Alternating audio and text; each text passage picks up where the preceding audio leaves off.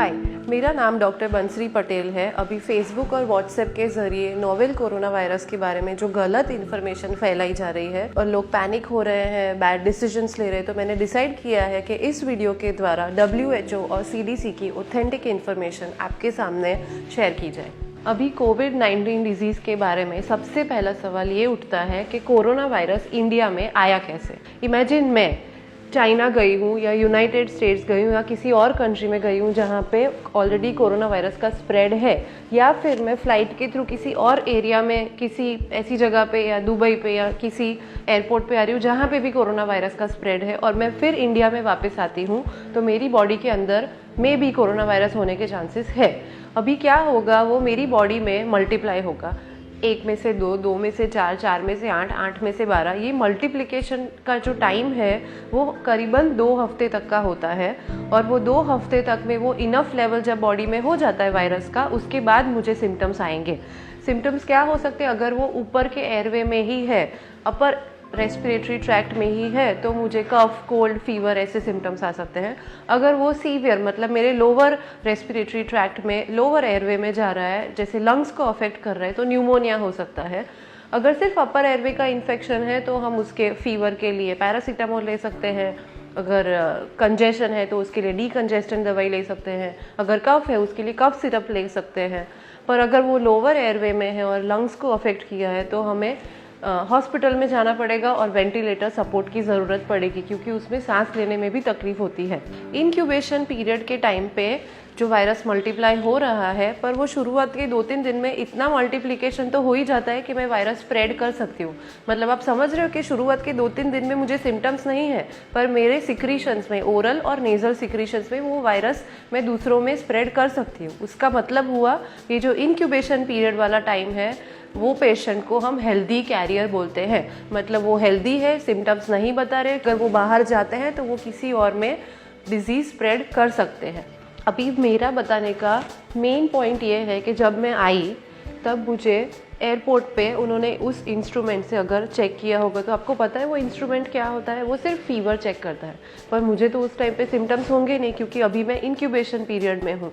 तो जो मेरा ये मतलब है कि जो भी लोग बाहर से आ रहे हैं, प्लीज़ उनको आइसोलेशन में रखा जाए 2 हफ्तों के लिए। अगर 2 हफ्ते के बाद वो सिम्टम्स दिखा रहे हैं तो उनको हॉस्पिटल में भेजा जाए, और अगर सिम्टम्स नहीं दिखा रहे फिर उनको जाने दे सकते हैं। अभी जो कोरोना वायरस को डायग्नोस करने के लिए टेस्ट है, वो टेस्ट भी सिर्फ 90% सेंसिटिव है।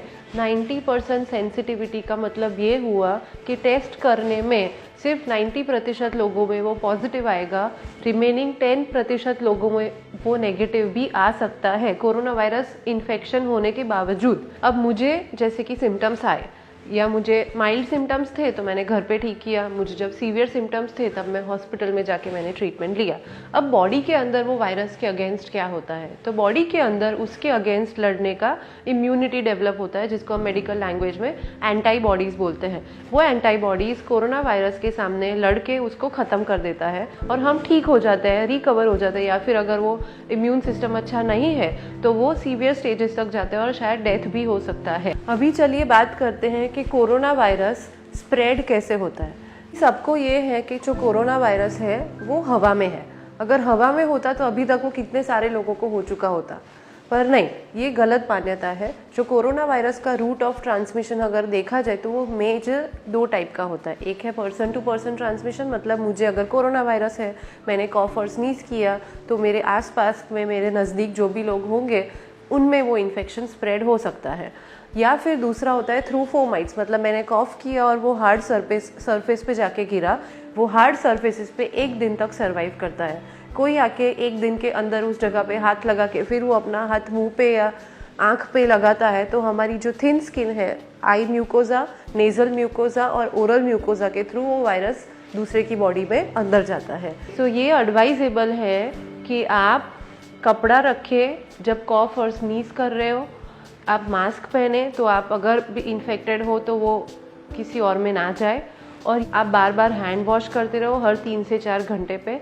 अभी इसी चीज़ को इजी तरीके में बताया जाए तो जो कोरोना इन्फेक्टेड पर्सन है वो सिक हो सकते हैं या वो हेल्दी हो सकते हैं। सिक कौन होते हैं? जिनका इम्यूनिटी खराब है, जो सिम्टम्स दिखा रहे हैं, वो ज़्यादा डेंजरस नहीं है क्योंकि हमें पता है वो बीमार है, हम उनके पास नहीं जाएंगे, उनको आइसोलेट कर दिया जाएगा और उनका ट्रीटमेंट भी हो जाएगा, तो स्प्रेड ज़्यादा आगे नहीं होगा। पर जो लोग हेल्दी है, जिनका इम्यूनिटी अच्छा है, जो सिम्टम्स शो नहीं कर रहे या फिर वो कोरोना वायरस के कैरियर स्टेज में है, वो ज़्यादा डेंजरस है। क्यों? क्योंकि हमें नहीं पता कौन है जिनको कोरोना वायरस का इन्फेक्शन है। वो सब जगह पे जा रहे हैं, नए लोगों से मिल रहे हैं, सोशल गैदरिंग्स में जा रहे हैं और वो और लोगों को इन्फेक्ट करना और स्प्रेड करना डिजीज़ कंटिन्यू कर रहे हैं। और परसेंटेज के हिसाब से देखा जाए तो सिक लोग केवल 20% है, पर जो हेल्दी कैटेगरी में है वो 80% लोग हैं जो इन्फेक्शन स्प्रेड कर रहे हैं। फॉर एग्जाम्पल, जर्मनी के डॉक्टर सैंड्रा घीसेक ने इजराइल से आए हुए 24 पैसेंजर का टेस्ट किया। उसमें से 7 लोग पॉजिटिव थे कोरोना वायरस के लिए।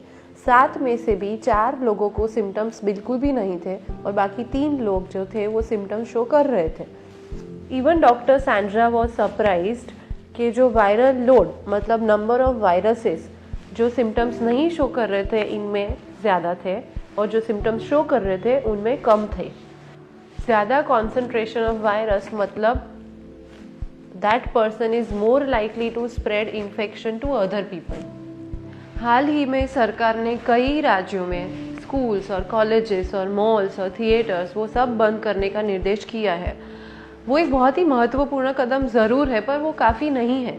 वो सारे लोग उसकी जगह पे अपना टाइम बिता रहे हैं या फिर जिम में या फिर मार्केट में या फिर सैलॉन्स में, तो वो एक्चुअली डिजीज़ का स्प्रेड तो कंटिन्यू ही है। इस चीज़ को अगर प्रॉपर प्रेजेंटेशन में आपको मैं दिखाना चाहूँ तो जैसे कि अभी सब लोग घर में हैं, पर उसमें से बहुत सारे लोग बाहर जा रहे हैं और जितने लोग बाहर जा रहे हैं उसमें से एक जना इन्फेक्टेड हो तो वो दूसरे 2-3 जने को इन्फेक्ट कर सकता है। मतलब आप देख सकते हो कि कितनी मात्रा में स्प्रेड अभी भी बढ़ रहा है। पर अगर एक्सटेंसिव सोशल डिस्टेंसिंग की जाए, एक्सटेंसिव सोशल डिस्टेंसिंग का मतलब है सब लोग अपने अपने ही घर में रहे और जिनको बहुत बहुत बहुत ज़रूरी इमरजेंसी हो उन्हीं को बाहर जाना अलाउ किया जाए, तो आप देख सकते हो कि जो स्प्रेड है वो कितनी मात्रा में कम हो रहा है। इंडिया में अभी 147 केसेस है, पर बहुत सारे केस है जो अनडायग्नोस्ड है, जो बाहर हमारे आसपास ही है। मेरे पड़ोस में इतने सारे लोग हैं जिनको खांसी हुई है पर उनका कोरोना वायरस का टेस्ट नहीं हुआ। हो सकता है वो भी पॉजिटिव हो सकता है आपके घर में किसी को खांसी हो, उनका भी कोरोना वायरस पॉजिटिव हो, वो भी स्प्रेड कर सकते हैं। मतलब हमारी रिस्पॉन्सिबिलिटी अभी यही है कि हम घर पे रहे। China is closing everything, Italy is closing everything, so extensive social distancing is the only solution from today 2 to 3 weeks. मतलब ये आपका पर्सनल रिस्पॉन्सिबिलिटी है। अगर आप डिजीज़ का स्प्रेड रोकना चाहते हो तो अगले 2 से 3 हफ्तों तक प्लीज़ घर के अंदर ही रहे। आप नेटफ्लिक्स और चिल कर सकते हो, अमेजोन पे वीडियो देख सकते हो, टीवी देख सकते हो, जो करना है कर सकते हो, पर प्लीज़ बाहर मत निकलो। पर लास्ट में मैं ये भी बताना चाहती हूँ कि you don't need to panic, क्योंकि जो 5 में से 4 केस है वो अपने आप ही ठीक हो सकते हैं, बहुत माइल्ड सिम्टम्स होते हैं। पर एकाध को थोड़े सीवियर सिम्टम्स है तो उनको हॉस्पिटलाइजेशन करके और वेंटिलेटर सपोर्ट देके ठीक किया जा सकता है।